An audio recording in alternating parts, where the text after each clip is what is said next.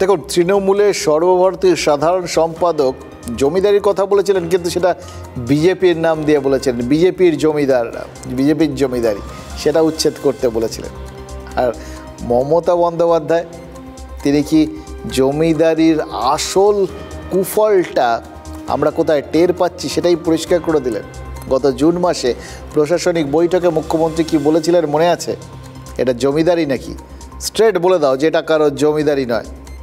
এবার সেক্ষেত্রে মমতা বন্দ্যোপাধ্যায় কিন্তু কোনো বিরোধী নেতাকে উদ্দেশ্য করে কথাগুলো বলেননি। যাদের উদ্দেশ্য করে এই বার্তা, তারা সবাই তৃণমূলের নেতা মন্ত্রী। সেক্ষেত্রে ওই সল্টলেক রাজারহাটে জবরদখল নিয়ে যেরকম সুজিত বসুর নাম করে আক্রমণ করেছিলেন, তেমনি ডাবগ্রাম ফুলবাড়ির সরকারি জমি দখল নিয়ে মুখ্যমন্ত্রী ওই শিলিগুড়ির মেয়র গৌতম দেবকেও কিন্তু ছেড়ে কথা বলেননি। কিন্তু ওই মমতা বন্দ্যোপাধ্যায় যত ফাঁস শক্ত করছে, ততই তৃণমূলের অস্বস্তিগুলো অন্য দিক দিয়ে বেরিয়ে আসছে। মানে এটা দেখবেন, হাতে একবার মুঠো করে শক্ত করে বালি ধরার চেষ্টা করে দেখুন। আপনি যত শক্ত করবেন দেখবেন চারপাশ থেকে পিছলে পিছলে বালি বেরিয়ে আসছে। ভেতরে ভেতরে কোথাও গিয়ে যদি একটু ভঙ্গুর দশা হয়, তাহলে তো এরকমই হওয়ার কথা। 2021-এর সমাবেশের ঠিক আগে এখন একটা ক্লিনিং প্রসেস চলছে। চারপাশে একটা ইমেজ, দেখবেন যে কোনো বড় কিছু হওয়ার আগে, অনুষ্ঠান হওয়ার আগে মূর্তি টুর্তিগুলো ধুয়ে মুছে পরিষ্কার টরিষ্কার করা হয়, বাড়িতে রঙের প্রলেপ পড়ে, এগুলো হয়। এবারের এই 21-এ সমাবেশের ঠিক আগে ঠিক একইভাবে তো ভাবমূর্তি পরিষ্কারের কাজ চলছে বলে মনে হচ্ছে।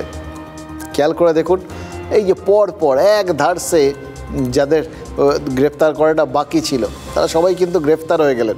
গ্রেপ্তার হওয়ার জন্যই যেন বসেছিলেন। জামাল সর্দার, রাহুল গুপ্তা, রাহুল মনে আছে, আরিয়াদহের তৃণমূল কর্মী, জয়ন্ত সিংয়ের সাগরেদ, ওই তালতলার স্পোর্টিংয়ের ঘরে যে সালিশি বসাতো জায়েন্টরা, তার অন্যতম বিচারক ছিল রাহুল।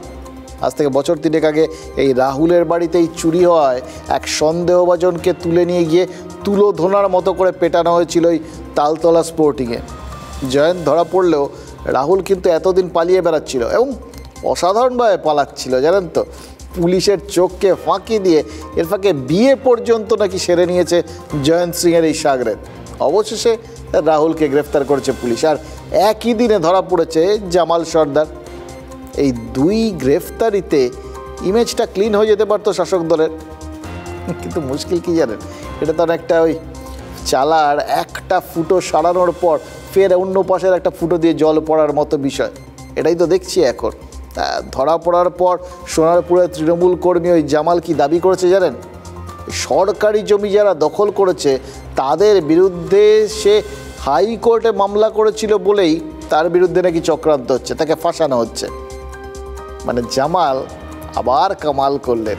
প্রথমত মুখ্যমন্ত্রী বলার পরেও সোনারপুরে সরকারি জমি যে দখলমুক্ত করতে প্রশাসন কিচ্ছু করেনি, এই প্রশ্নটা তোলার সুযোগ করে দিলেন। আর দ্বিতীয় প্রশ্নটা অবশ্য জামাল সর্দারের নিজের জন্যে। জামালের মা, ভাই এরাও কি সরকারি জমি দখল করেছেন? কারণ তারাও তো অভিযোগ করেছেন জামালের ভয়ে তারা তটস্থ হয়ে থাকতেন সব সময়। বোনের বিয়ের দিন নাকি বাড়িতে হামলা চালাতে গেছিলেন জামাল, এটা নিজের দাদাকেও মারধর করেছিলেন, এটাও তো তার ওই বাড়ির লোকজনই বলেছেন। তাহলে তারাও কি সরকারি জমি দখল করে বসে আছেন? মানে জামালের কথা মানলে তো তাই ধরতে হয়। জামালের মা, ভাই এরা কিন্তু ভাঙাচোরা ঘরে থাকেন। সরকারি জমি দখল করে যদি সেইখানে কুড়ে ঘর গড়ে ওঠে, তাহলে বলতে হবে জামালের পরিবার একদম ব্যতিক্রমী, দূরদৃষ্টি সম্পন্ন। জামালের পরিবার সরকারি জমি দখল করেই ভাবে কাঁচা বাড়িতে, ভাঙা বাড়িতে রয়েছেন। তারা হয়তো জানতেন যে একদিন বাংলার এই বেআইনি নির্মাণ আর জবরদখল তুলতে বুলডোজার নামবে। তারা তাদের বিরুদ্ধে হাইকোর্টে মামলা করেছি, যারা বাইট দিয়েছিল তাদের বিরুদ্ধে 62/24 হাইকোর্টে মামলা করেছি। সরকারি জায়গার উপর তারা সবাই বাড়ি করে বসে আছে, তার প্রতিশোধ নেওয়ার জন্য আমাকে ফাঁসানো হয়েছে। এটা ঠিক আছে, আপনি কি সালিশি সভা বসাতেন? এটা সম্পূর্ণ চক্রান্ত করে আমাকে ফাঁসানো হয়েছে, সম্পূর্ণ চক্রান্ত। মহিলাও তো অভিযোগ করছে। বারুইপুর আদালতে পেশ করে তাকে হয়তো পুলিশ আপাতত ঢোকাবে, তারপরে বেরিয়ে গিয়ে আবার সে তার সরিয়া আদালত চালাবে। সে তখনকার হর্তাকর্তা বিধাতা খলিফা হয়ে গেছে সেখানে। সে যা চাইবে তাই করবে।